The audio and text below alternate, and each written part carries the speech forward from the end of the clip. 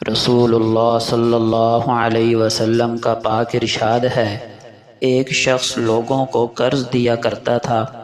وہ اپنے ملازم سے کہتا کہ جب تم کسی تنگ دست سے وصولی کرنے جاؤ تو درگزر کرنا، شاید اللہ تعالیٰ بھی ہم سے درگزر کر دے۔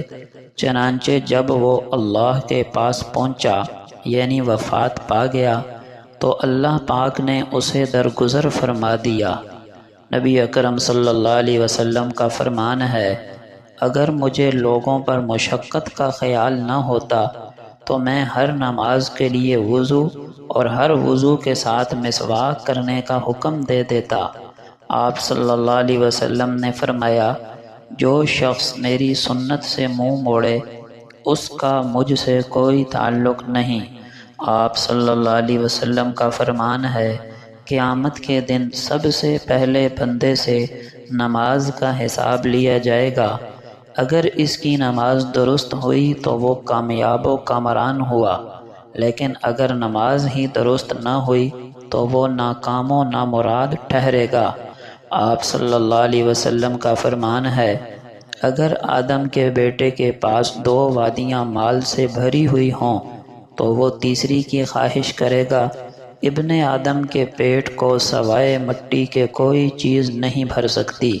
نبی اکرم صلی اللہ علیہ وسلم کا فرمان ہے، اللہ تعالیٰ جس کسی کے ساتھ بھلائی کا ارادہ فرماتے ہیں اسے دین کی سمجھ عطا فرما دیتے ہیں۔ آپ صلی اللہ علیہ وسلم نے فرمایا، اللہ تعالیٰ اس شخص کو تر و تازہ رکھے جس نے ہم سے کوئی بات سنی اور پھر جس طرح سنی اسی طرح آگے پہنچا دی۔ جن لوگوں کو بات پہنچائی جاتی ہے ان میں سے بہت سے ایسے ہوتے ہیں جو براہ راست سننے والوں سے بڑھ کر یاد رکھنے والے ہوتے ہیں۔ آپ صلی اللہ علیہ وسلم نے فرمایا، جو شخص حصول علم کی راہ پہ چلتا ہے اللہ تعالیٰ اس کے لیے جنت کا راستہ آسان فرما دیتے ہیں۔ آپ نے فرمایا، جو شخص مجھ پر دانستہ جھوٹ بولے اسے جہنم میں اپنی جگہ بنا لینی چاہیے۔ آپ صلی اللہ علیہ وسلم کا فرمان ہے، تم میں سے بہترین لوگ وہ ہیں جو قرآن کریم سیکھتے اور دوسروں کو اس کی تعلیم دیتے ہیں۔ نبی اکرم صلی اللہ علیہ وسلم نے فرمایا، قرآن کی تلاوت کیا کرو، یہ قیامت کے دن اپنے پڑھنے والوں کے حق میں سفارشی بن کر آئے گا۔ نبی اکرم صلی اللہ علیہ وسلم نے فرمایا، بندہ اپنے رب سے نزدیک ترین اس وقت ہوتا ہے جب وہ سجدے کی حالت میں ہوتا ہے۔ آپ صلی اللہ علیہ وسلم نے فرمایا، جس آدمی نے فجر کی نماز باجماعت ادا کی پھر بیٹھ کر طلوع آفتاب تک اللہ کا ذکر کرتا رہا، پھر 2 رکعت نماز ادا کی تو ان 2 رکعتوں کا ثواب ایک کامل حج اور عمرے کے برابر ہے۔ نبی کریم صلی اللہ علیہ وسلم نے کامل 3 بار ارشاد فرمایا۔ آپ صلی اللہ علیہ وسلم کا فرمان ہے، ایک بد کردار عورت نے کتے کو دیکھا جو شدید گرمی والے دن میں ایک کنویں کے گرد چکر کاٹ رہا تھا اور پیاس کی شدت سے اس کی زبان لٹکی ہوئی تھی۔ اس نے اپنا جوتا اتار کر دوپٹے سے باندھ کر کنویں میں لٹکایا اور اس کے ذریعے پانی نکال کر کتے کو پلا دیا۔ اسی عمل سے اس عورت کی بخشش ہو گئی۔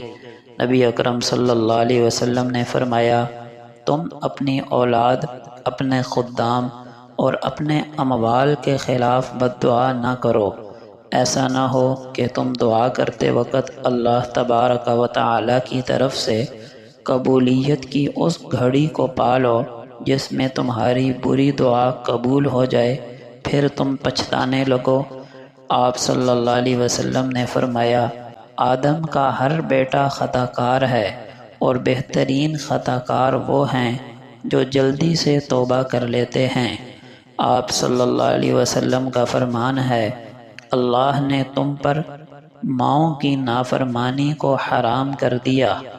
ایک حدیث میں ہے، رب تعالیٰ کی رضامندی والد کی رضامندی میں ہے اور رب تعالیٰ کی ناراضگی والد کی ناراضگی میں ہے۔ نبی اکرم صلی اللہ علیہ وسلم نے فرمایا، جو مجھے اپنی زبان اور شرمگاہ کی ناجائز استعمال سے حفاظت کی گارنٹی دے، میں اسے جنت کی گارنٹی دیتا ہوں۔